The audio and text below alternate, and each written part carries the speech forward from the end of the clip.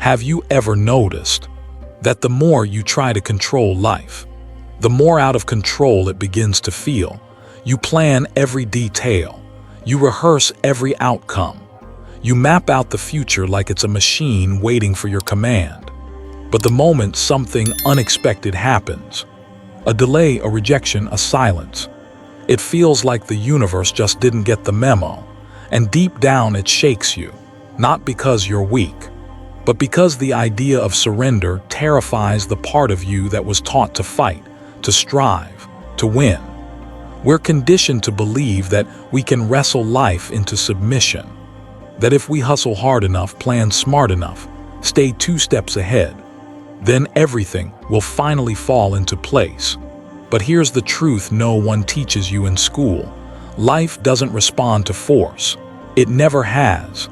In fact, the tighter you grip it, the more it slips through your fingers, like water trying to escape a clenched fist. And what's worse, the effort itself drains you.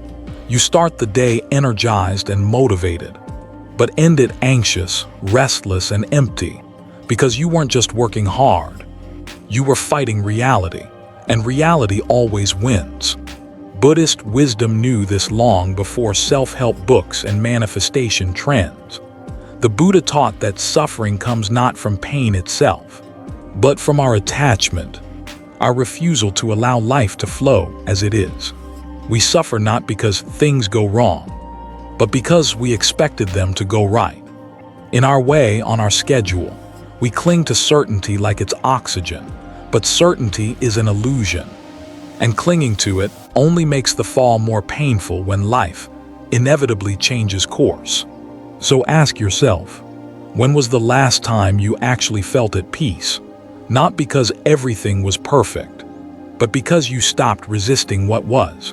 Was it during a long walk under the trees, a moment of stillness before sleep, or that rare instance when you just let go, even if just for a second, and said to yourself, whatever happens, happens? That was your glimpse of liberation. It's not found in control. It's not in achieving more, doing more, being more. It's found in the space between effort and ease, in the silent, sacred pause where you no longer force life to happen, but instead allow it to. The modern world won't tell you this. It will scream at you to push harder, to chase the dream, to never stop moving, to make it happen or be left behind.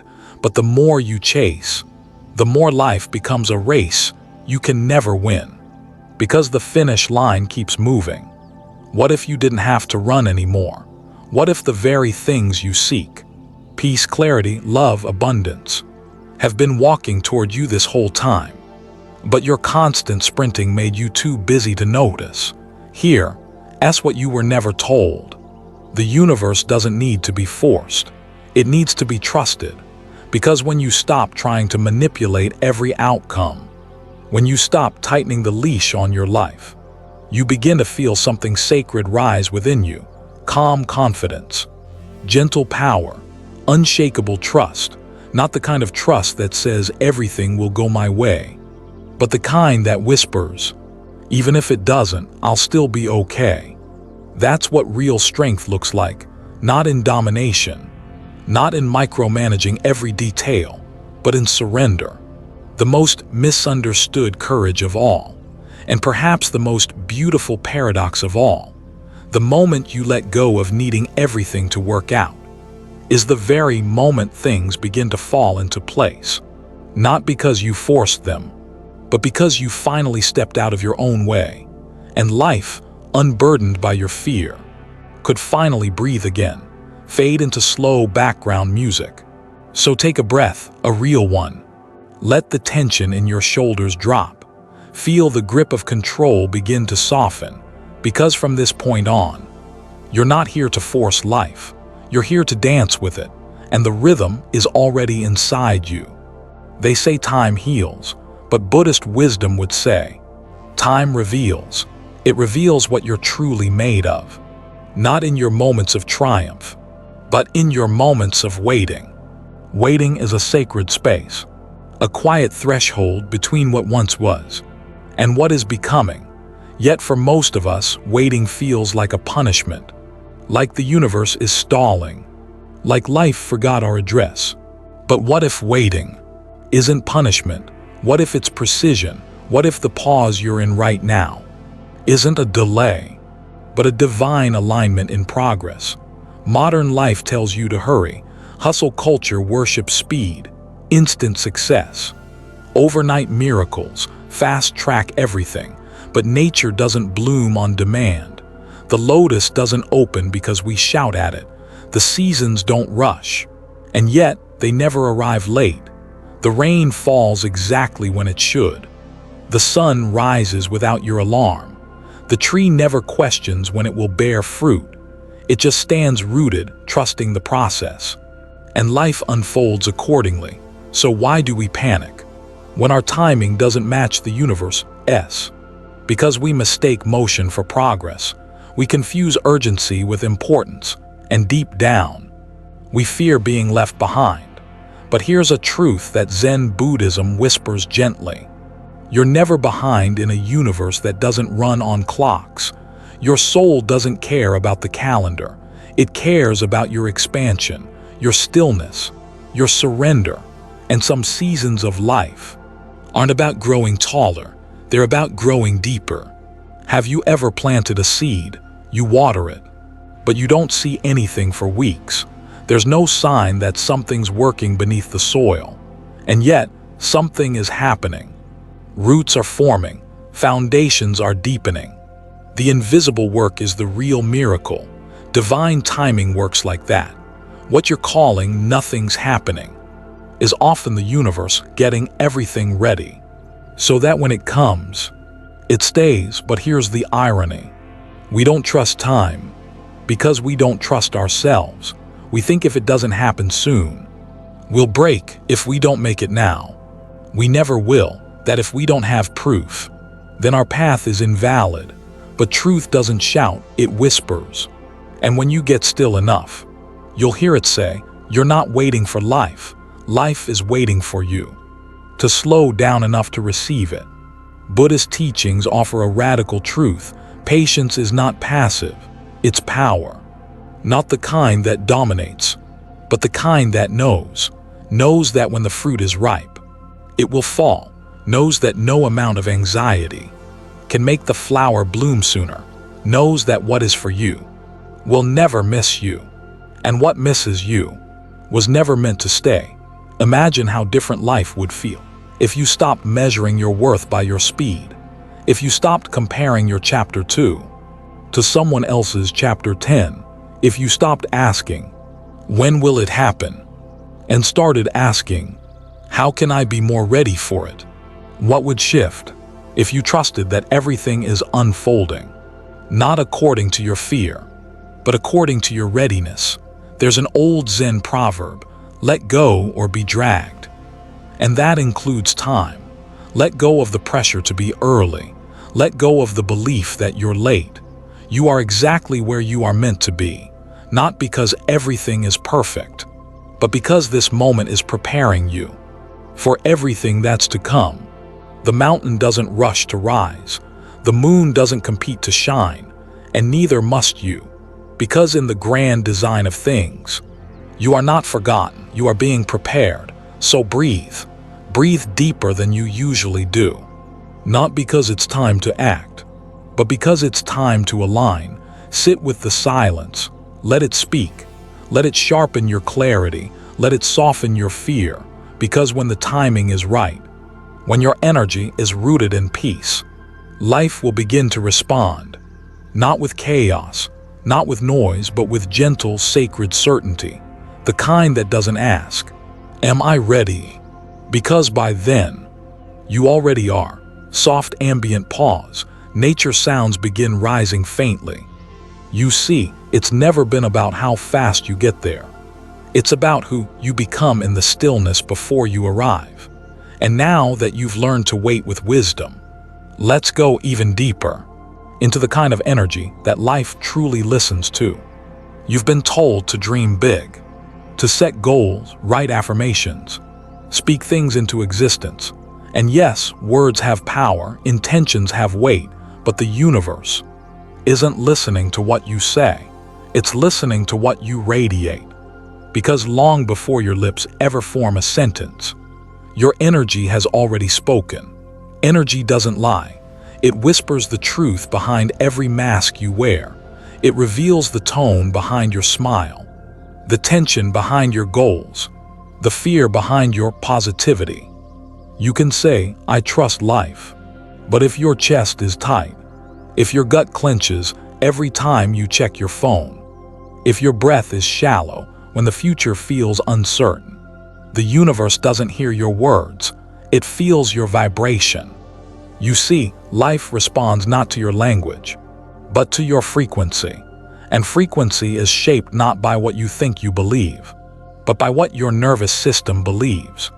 You might chant mantras, recite quotes, even meditate twice a day, but if underneath it all, you're still bracing for disaster, still chasing from lack, still trying to earn what's already yours, then your signal isn't clear. And the universe, it mirrors that signal right back. Think of it like a tuning fork. If your inner world is humming at the pitch of trust, of calm, of quiet faith, you naturally attract experiences that resonate with that tone. Synchronicities begin to appear. People cross your path at the perfect moment. Doors open without knocking. You say, "That was lucky." But it wasn't luck, it was alignment. Now consider the opposite. You say, "I want abundance," but you obsess over your bank balance every hour. You say, "I'm ready for love," but you carry the weight of old heartbreaks like armor. You say, "I believe in divine timing," but you still scroll through other people's lives, wondering why theirs seems to move faster. That's not trust. That's tension disguised as hope, and tension is not a match for miracles. Buddhist wisdom teaches us, your outer world is a mirror of your inner state. You don't attract what you desire. You attract what you believe you deserve, and not just with your mind, but with your entire being, with your breath, with your body, with your openness or your resistance. So if life feels blocked, if things feel heavy or stuck, don't ask, "What do I need to do?" Ask, "What am I broadcasting?" Pause for a moment, really pause, not to judge yourself, but to get honest. Breathe in, check in. Are you moving from a place of calm or from a place of control? Are you showing up because you're inspired or because you're afraid not to?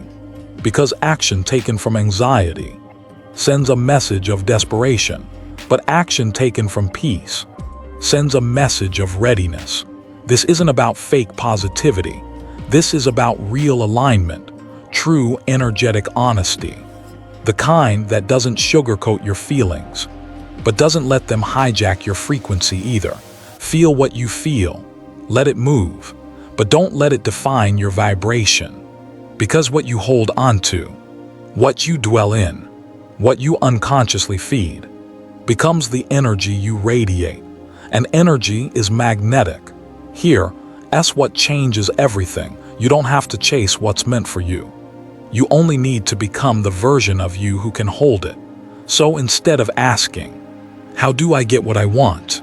ask, "How do I become a match for what I'm asking for?" And here's where the real work begins. Start clearing the fear that says, "I'm not ready." The doubt that whispers, "It won't happen for me." The guilt that tells you, "I don't deserve this much joy." Because none of those voices are your truth.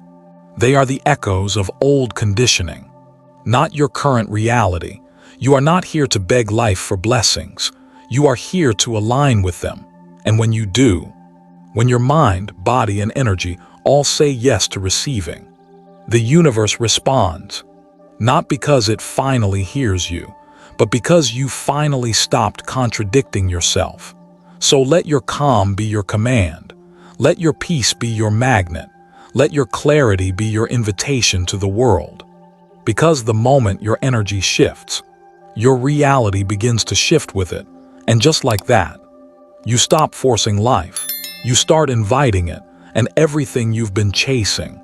starts gently moving toward you. Most people hear the word surrender and immediately think of giving up. They imagine defeat. A white flag, a bowed head, a broken spirit. But in the Buddhist path, surrender is not the collapse of strength. It is the awakening of wisdom. It is not what happens when you lose. It's what happens when you see clearly. That control was never yours to begin with.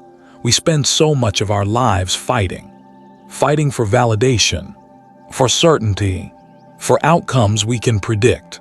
We try to manipulate reality, like it's a chessboard, where every move must ensure victory. But what if life isn't a battle to win, but a dance to enter? What if the wisest thing you could ever do is stop bracing yourself against the flow and start moving with it? Surrender isn't silence because you're afraid to speak. It's silence because you finally understand. That truth doesn't need to shout. It isn't stillness because you're paralyzed. It's stillness because you no longer need to chase. It's the soft, steady voice that whispers, I no longer need to control everything. I trust what's unfolding. And that trust, that's not weakness, that's freedom. Imagine trying to hold a river in your hands. The tighter you squeeze, the more water you lose, but open your palms, and you feel its flow without resistance. Life is the same. When you grip too hard, you lose what's meant to stay. But when you loosen your grip, you create space for peace to return. You stop strangling your own joy. The Buddha taught that attachment is the root of suffering. And what is control, if not the ultimate form of attachment? We attach to how things should be, to what people must do, to timelines and outcomes and identities. And when life dares to take a different path, we panic. But here's the ancient paradox: letting go doesn't make you lose. It makes you ready. Because real power isn't in micromanaging every detail. It's in knowing when to release and how to trust. It's in acting without attachment, moving with intention, but without fear of the outcome. Like the archer who pulls the bow, aims with care, and then releases the arrow, not with desperation, but with faith. The moment the arrow flies, control ends and surrender begins. Let me tell you a story. A Zen student once asked his master, "Master, how do I attain peace?" The master poured him tea, but when the cup was full, he kept pouring. Tea spilled onto the table, then to the floor. The student shouted, "Stop, it's overflowing." The master looked into his eyes and said, "Exactly, you are like this cup, too full of your own ideas, expectations, and control. How can peace enter when there is no room?" That's what surrender does. It empties the cup, it makes space. Sometimes surrender is the most courageous thing you'll ever do. It's choosing peace over perfection, flow over force, trust over tension. It doesn't mean you stop caring, it means you start trusting that the caring itself is enough. It doesn't mean you never act. It means your action is no longer driven by fear. It doesn't mean you'll never be tested. It means your soul has finally stopped resisting the test. And what happens when you live this way? Life begins to feel lighter. You stop chasing things that were never meant for you. You stop blaming yourself for what didn't work out. You stop punishing yourself for not knowing everything in advance. Instead, you begin to respond, not react. You move in harmony with the unseen rhythm that guides all things, like leaves that fall not in fear, but in faith that spring will return. Here's the truth: you don't need to force what's aligned. What's meant for you won't require anxiety to maintain. It will arrive, not through effortful manipulation, but through easeful alignment. It will stay, not because you held on tight, but because you became soft enough to receive. So today, breathe, loosen the grip, let the story unfold without trying to edit every page. And as you do, you'll start to notice the magic, life working with you, not against you, because you finally stopped pushing. You finally started trusting. And that trust, that's not surrender as defeat. That is surrender as awakening, you see. In every moment, you release control. You unlock the door to something far greater. And now that the door is open, let's step into the kind of inner stillness that attracts exactly what the hustle never could. What if I told you the most powerful person in any room isn't the loudest voice, but the quietest mind, the most magnetic presence, isn't the one pushing hardest, but the one who radiates peace without needing to prove a thing? In a world addicted to noise, to urgency, to what's next and what's not enough yet, calmness is no longer just a preference. It is a spiritual revolution. You see, calmness isn't apathy. It's not weakness. It's not giving up. It's the deep, unwavering knowing that everything is already unfolding exactly as it should. It's the power to pause when the world wants you to panic. It's the grace to breathe when the mind wants you to run. It's the sacred stillness that says, I trust the process, even when I can't see where it leads. Think of a lake at dawn. No ripples, no wind, just stillness. Look closer, and you'll see everything reflected with perfect clarity. The sky, the trees, even yourself. But disturb the water, and clarity vanishes. That's how the mind works too. When you are calm, you see truth, you feel truth, you become truth. Calmness is not a retreat from life. It is a realignment with the real pace of life, because life doesn't rush. Mountains don't rush to rise. Oceans don't panic over waves. The moon never worries about when the sun will set. Everything in nature unfolds with calm intelligence, with rhythm, with flow. So why should your soul be any different? There's a silent strength in those who walk slowly, in a world that runs madly. Those who speak with intention, in a culture obsessed with shouting. Those who choose rest, not out of laziness, but because they know their worth is not earned through exhaustion. That kind of calm isn't passive, it's transformational. Have you ever noticed? When you're calm, you think clearly, you choose better, you don't react, you respond. And the world seems to respond to you differently too. People open up, opportunities find you, synchronicities appear.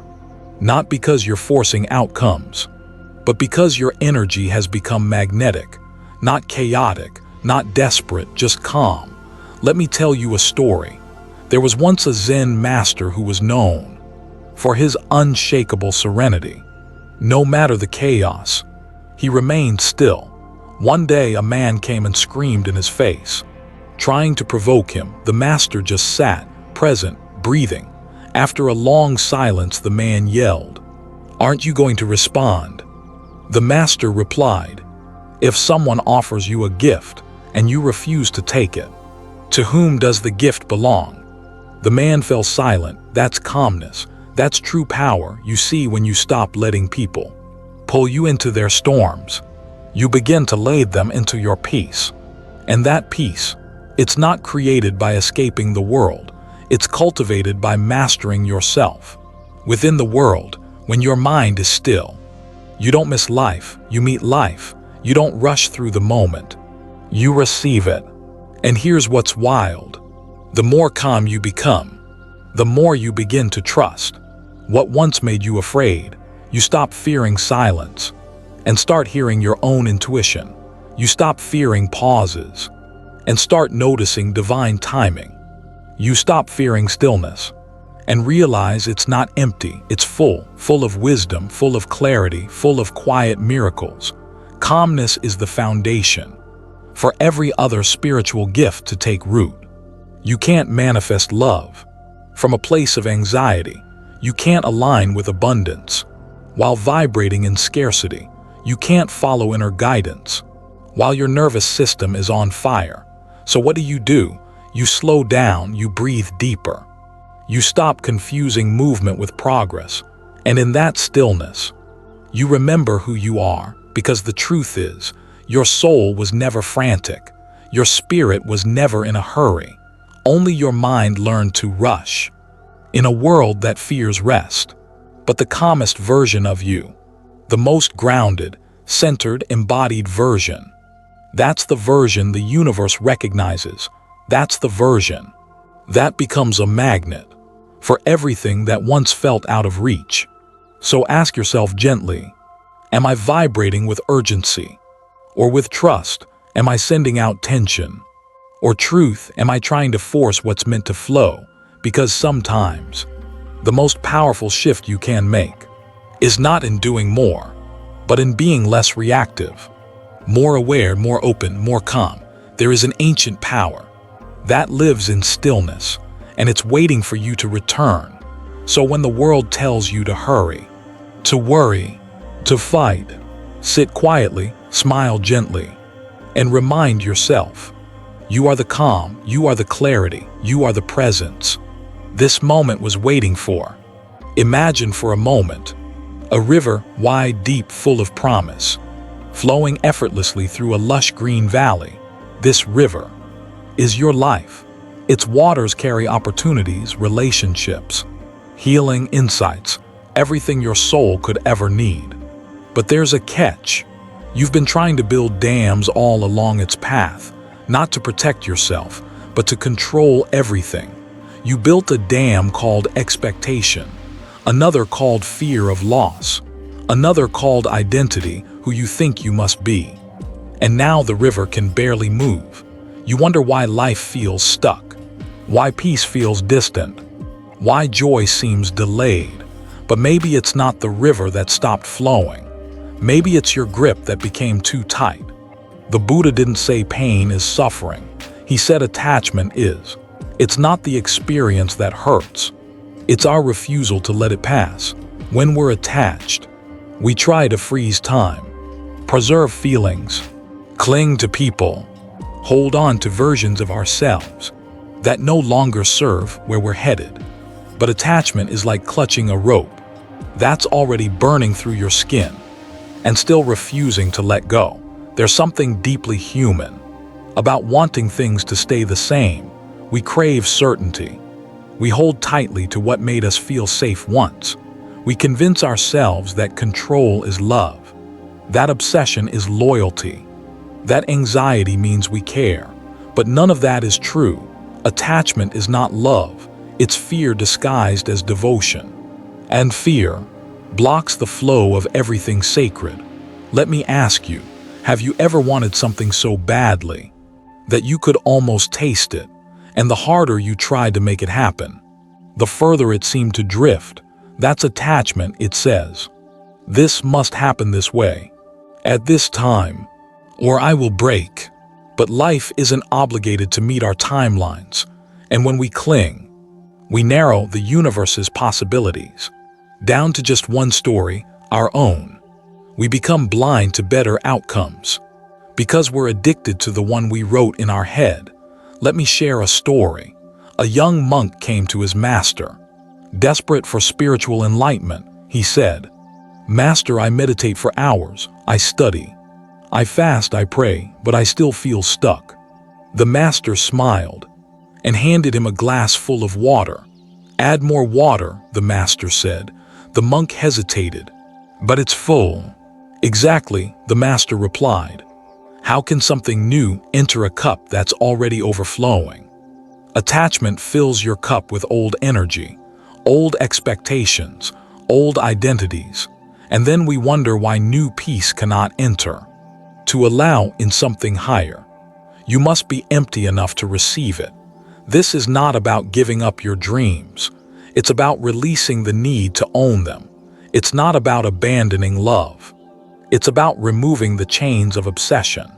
So love can actually breathe. You can still desire. But without gripping, you can still care. But without clinging, you can still strive. But without being enslaved by outcomes. The Zen path invites us to ask, what am I holding onto that no longer holds me?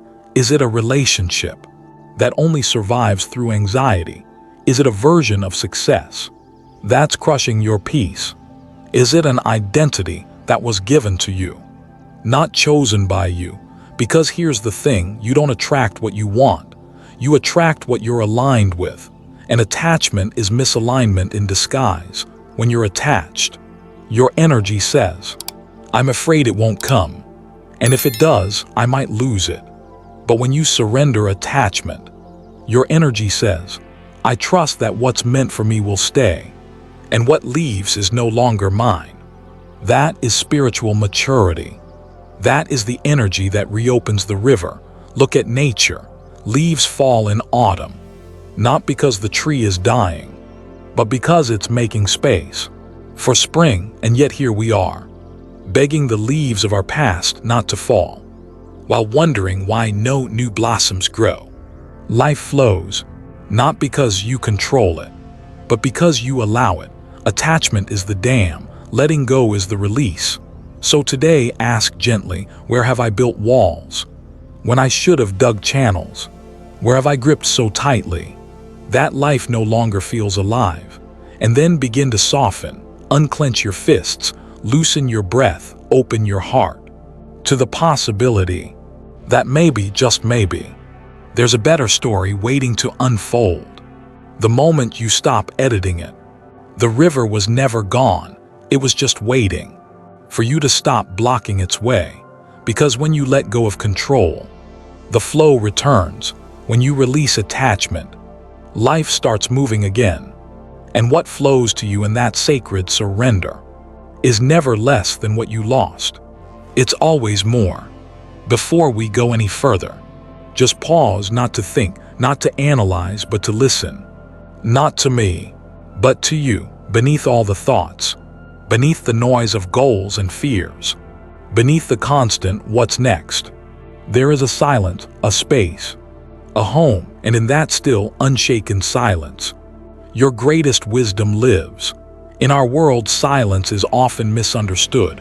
It's seen as empty, awkward, passive, even threatening.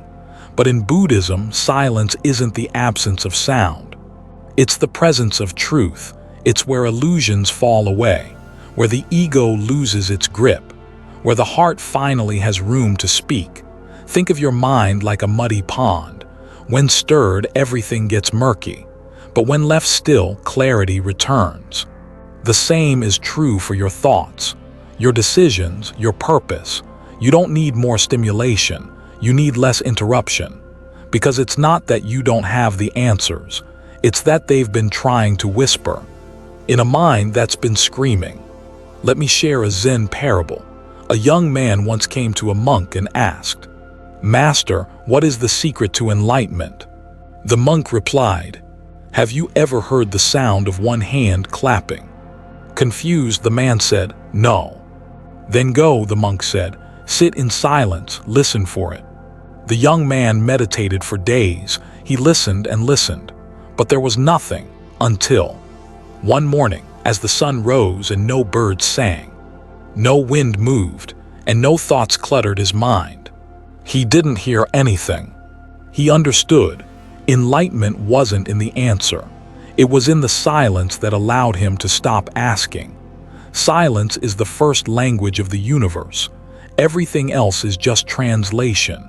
Before there was sound, there was presence. Before there were names, there was being. And when we return to silence, we return to that original source of knowing. That doesn't require proof, approval, or praise. We come home to ourselves. Have you noticed? Some of the most profound moments in life don't need words. The stillness of standing by the ocean, the gaze of a parent holding their child, the breath of a loved one sleeping beside you. They say nothing, and yet they speak to your soul louder than any speech ever could. Why? Because real truth doesn't come in volume, it comes in vibration. So why are we so afraid of silence? Maybe because silence reveals what we've been avoiding. In stillness, our real feelings surface. Our grief, our longings, our regrets, our forgotten dreams. But here's the truth. Avoiding silence doesn't protect you from discomfort. It prolongs it. Facing silence is how we transcend it. In Buddhist meditation, we don't sit in silence to escape life. We sit to become intimate with it, to befriend the moment, without needing to label it, to breathe without running, to feel without reacting, to witness without judging. And it is in this state that wisdom finally has space to rise. Unforced, natural, and clear. Let me share a moment from my own journey. There was a time in my life when everything around me was loud, not just sounds, but expectations, deadlines, noise in my head, noise in my relationships, noise even in my spiritual seeking. I craved clarity, but every book, every podcast, every conversation only added more thoughts. Then one day I sat by a lake, and for the first time I didn't ask for answers. I didn't seek healing. I just listened. And in that stillness, I didn't find words. I found myself. That is the power of silence. It doesn't give you new information. It strips away the false.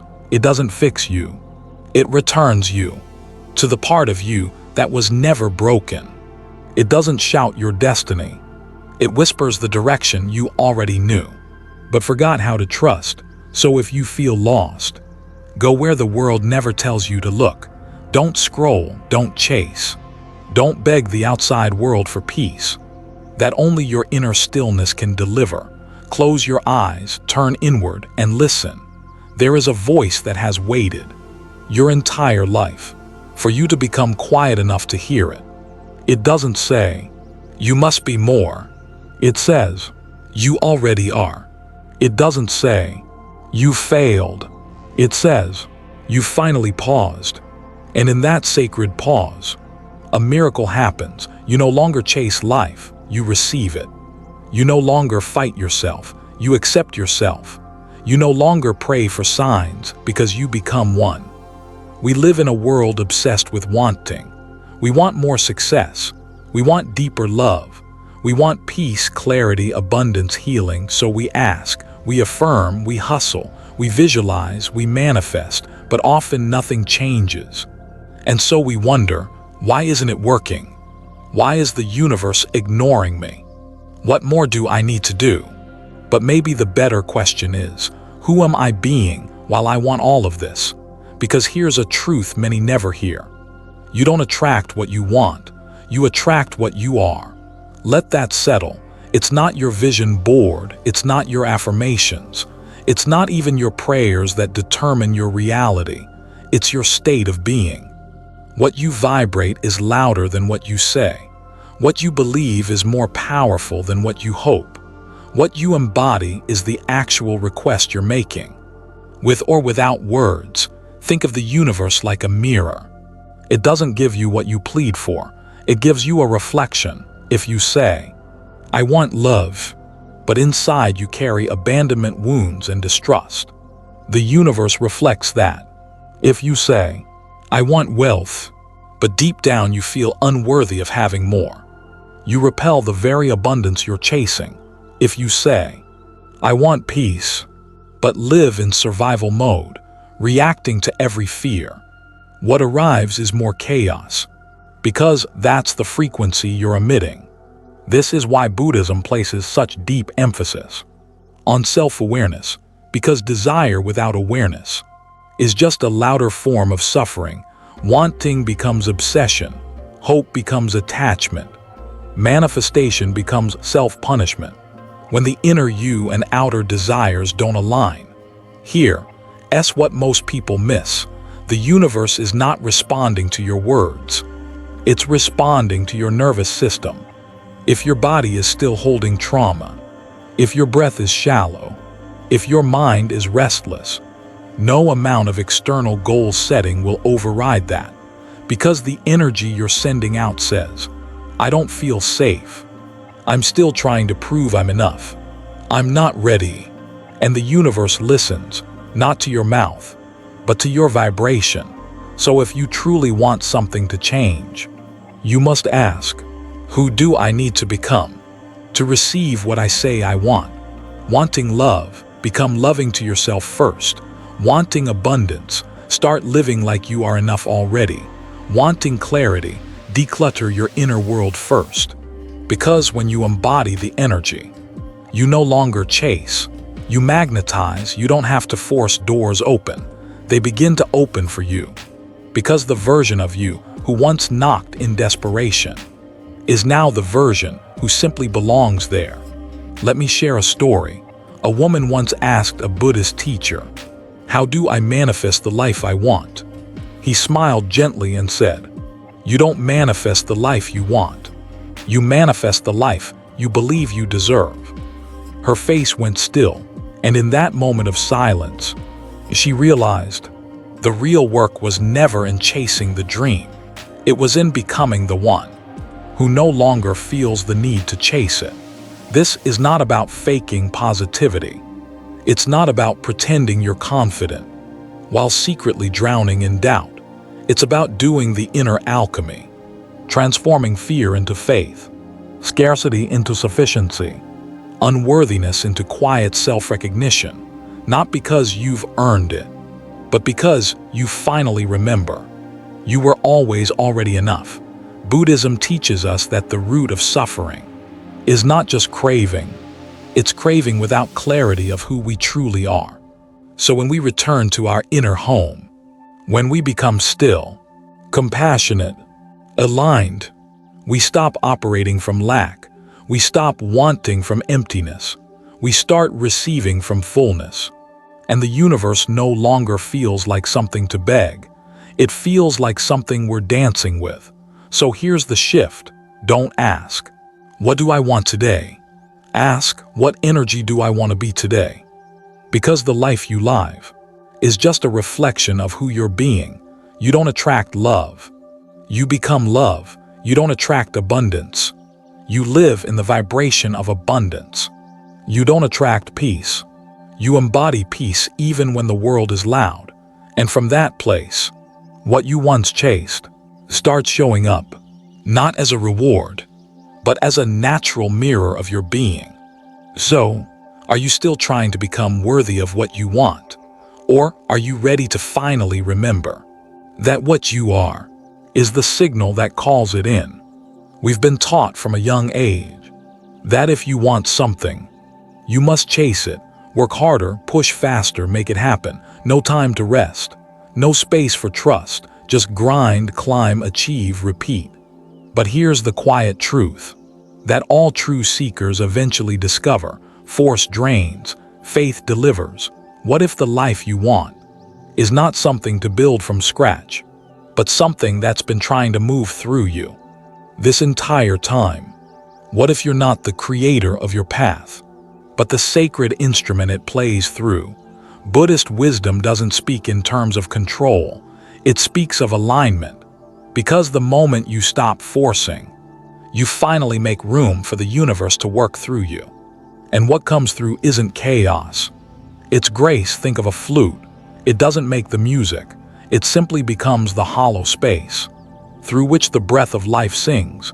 In the same way, when you empty your ego, when you release the tight grip of my plan, you allow something far wiser than your mind to flow into the form of your life. And what you thought you needed to figure out starts happening through you with an ease that force could never create. Let's be honest, force feels heroic at first. You push your limits. You show the world you're unstoppable. You burn bright, and eventually you burn out, because force is fueled by fear. Fear of falling behind, fear of not being enough, fear that unless you're in control, everything will collapse. But the universe was never built to be controlled. It was built to be trusted. There's a reason the Buddha spoke of right effort, not just effort. Right effort doesn't mean frantic effort. It means effort that comes from a centered place. It means showing up fully, but without clinging to outcomes. It means taking action, but letting go of your addiction to control. And this shift, from striving to surrender, from pushing to flowing, is the difference between exhaustion and expansion. Let me share a moment from my own journey. There was a time I was trying so hard to force a breakthrough. In work, in love, in clarity. Every morning I'd wake up with a plan. Every night I'd feel like I was behind. I was meditating but still tense. I was affirming but still doubting. One day I heard a monk say, "If you are a dam, you will always be under pressure, but if you become a river, you'll always be in motion." That night I dropped everything. No plan, no checklist. Just silence. I breathed, and I said to life, "I trust you now. Show me the way through me." And the very next morning, everything began to shift. Not because I worked harder, but because I finally got out of the way. When you release the need to manipulate every outcome, you start walking with life instead of against it. You start partnering with the universe. You don't quit your effort. You purify it from fear-based effort to faith-filled movement, from mental struggle to spiritual intelligence. There's a simple mantra I want you to remember. Let it happen through me. Say it when you're overwhelmed. Say it when you feel stuck. Say it when you've done all you can and don't know what's next. Let it happen through me. This is not giving up. This is giving over to the divine timing, to the wisdom already moving in your favor. Buddhism teaches us the power of non-resistance. It doesn't mean we're passive. It means we're receptive.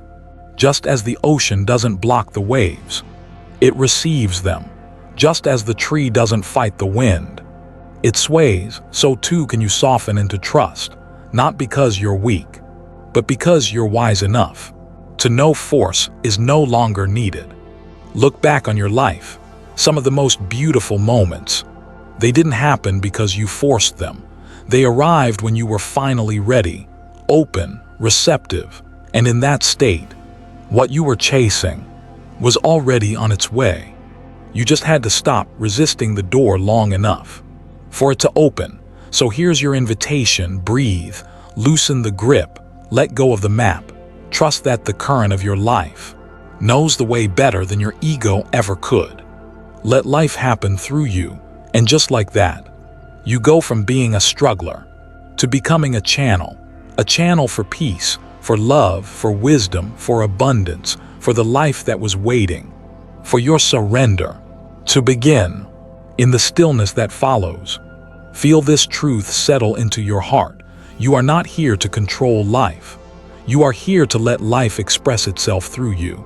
That is not weakness. That is the highest form of mastery. So here we are. You've walked through the sacred teachings of patience, alignment, calmness, silence, trust, and surrender. You've come face to face with truths many spend their whole lives avoiding. You've seen that your greatest strength doesn't come from control, but from your ability to let go. Now take a breath, a real one, in through the nose, hold, and gently exhale through the mouth. Let this final truth seep into your being. Life was never meant to be chased. It was meant to be received. Look around you. Everything in nature unfolds effortlessly. The tree doesn't demand its branches grow faster. The moon doesn't beg to become full overnight. The ocean doesn't force the waves forward. They move with the rhythm of life. A rhythm far older, far wiser than any human plan. You too were designed to move with that rhythm. You are not separate from life. You are life. And when you stop resisting it, you remember what was always true. You are already enough. You are already worthy. You are already on the path. All this time, maybe the universe wasn't withholding anything from you. Maybe it was waiting for you to stop fighting, to stop chasing, to stop doubting your worth, waiting for you to relax into who you truly are. Because peace isn't found through effort. It finds you when you stop hiding behind effort. Clarity doesn't come from overthinking.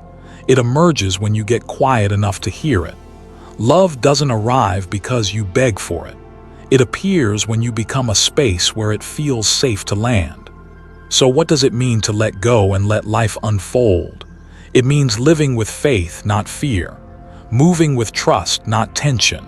Breathing through uncertainty, not battling it. It's recognizing that your job isn't to force outcomes, but to stay aligned with your inner truth, so that what's meant for you can recognize you. Because here's what most forget. What's meant for you is not fragile. It will not require you to twist yourself in pain to receive it. It will not demand your exhaustion or desperation. It will flow toward you, the moment you stop damming the river with doubt. So as this journey closes, ask yourself, can I let go of how I thought life should be and open myself to the mystery of what wants to become? Can I stop clinging to timelines, identities, old stories, and finally trust the unfolding? Can I become a witness?